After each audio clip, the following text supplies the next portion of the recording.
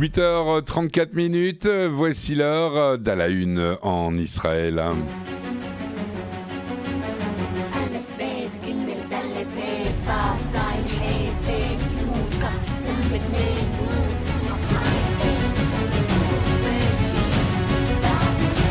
Et à la une en Israël, on va parler du Mossad, puisque le chef de ce service de sécurité et de renseignement israélien, David Barnea, a indiqué que l'Iran n'avait pas abandonné l'espoir de détruire Israël, et ce malgré sa défaite lors de la guerre des 12 jours en juin dernier. On en parle ce matin avec notre invité. Il s'agit d'Alexandre Greenberg, le chercheur au Jerusalem Institute of Security and Strategy, et par ailleurs spécialiste de l'Iran, que je vous laisse interroger, mon cher Jonathan Serrero. Alexandre Greenberg, bonjour. Bonjour. Alors, j'ai une première question. Est-ce que les déclarations du chef du Mossad, David Barnea, sur la volonté de la République islamique d'en découdre à nouveau avec Israël signifient que les objectifs fixés par l'échelon politique lors de l'opération Réveil du Lion du mois de juin dernier n'ont pas été totalement remplis? Non, non, non, pas du tout. Je tiens à le répéter parce que c'est une, comment dire, entorsion intentionnée de journalistes israéliens et américains, parce que la logique, ça va comme suivant. Comme Netanyahou ne peut, oui, et Trump non plus, ne peuvent faire rien de bon, donc il faut toujours tordre la réalité. L'opération contre l'Iran a été bien définie. On l'a préparé, le plan, pendant 20 ans. Les pilotes américains sont entraînés durant 15 ans pour effectuer exactement ces bombardements. Et on a défini qu'on va détruire le programme nucléaire iranien. Et ça a été, ce but a été atteint. Mais bien sûr, personne n'a jamais parlé qu'on irait détruire le régime iranien ou comment dire, anéantir ses intentions génocidaires. Il demeure. Et le fait que le chef du Mossad le dit, je le lirai comme une préparation pour une autre opération contre l'Iran. C'est tout ce qu'il a dit. Parce que le chef du Mossad, surtout Barnea, ne bavarde jamais aux médias, il ne dit pas comme ça au milieu de la bonne journée quelque chose.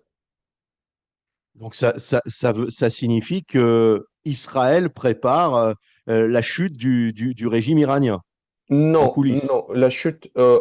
Israël ne peut pas chuter. Techniquement, c'est impossible. C'est Mhm. aussi un narratif français vendu pour les Iraniens qui créent leur réseau d'influence en France. Si vous avez lu ce rapport sur l'infiltration iranienne en France, donc c'est ça, ils vendent un narratif qui n'existe pas. Ah, Israël va chuter le régime iranien. Ah, regardez la Syrie, la Libye, voilà ce qu'il a arrivé.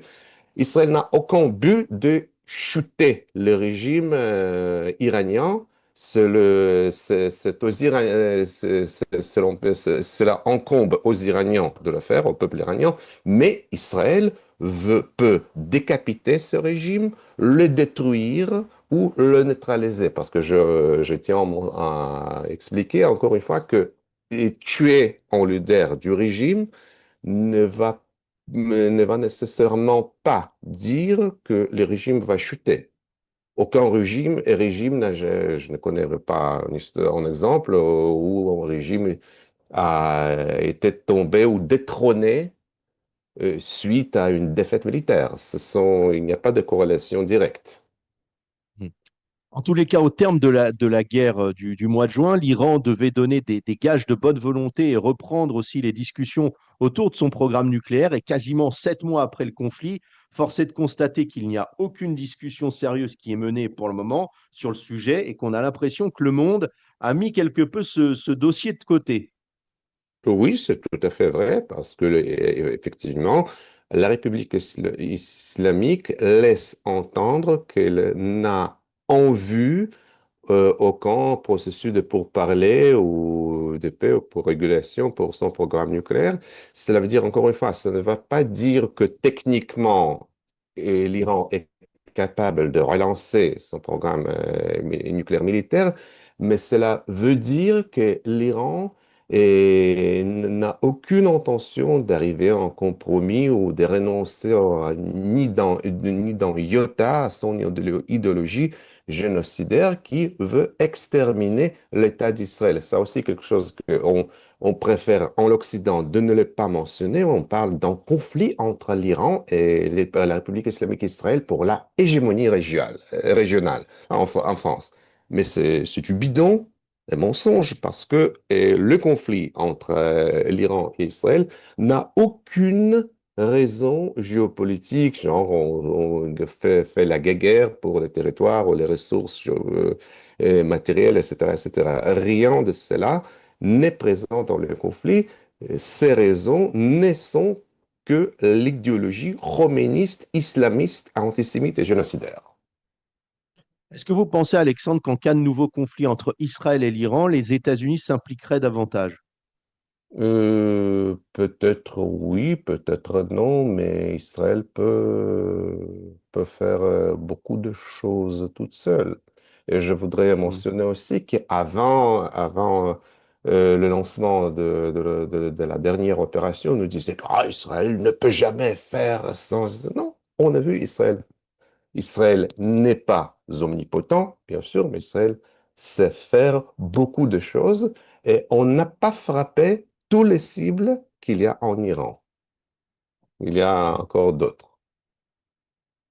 Est-ce que vous pensez que ce qui se joue en ce moment au Moyen-Orient avec une Turquie qui essaie aussi de prendre le leadership dans la région, est-ce que Israël a tout intérêt à lancer dans les mois qui viennent une offensive contre l'Iran pour essayer de réduire à néant les velléités hégémoniques d'Erdogan, du président Erdogan?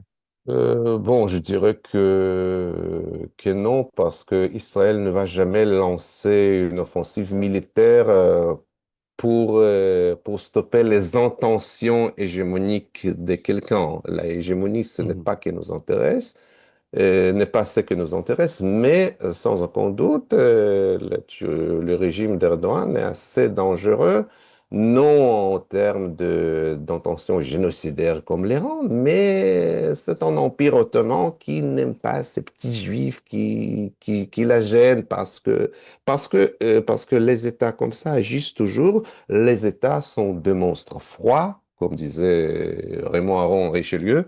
Ils sont toujours à la recherche de puissance parce que c'est comme ça, c'est comme ça. Non, mais il faut, évidemment, Israël doit être très prudent, vigilant, mais la Turquie ne veut pas attaquer Israël non plus. Donc, c'est une menace, oui, mais dans notre ordre.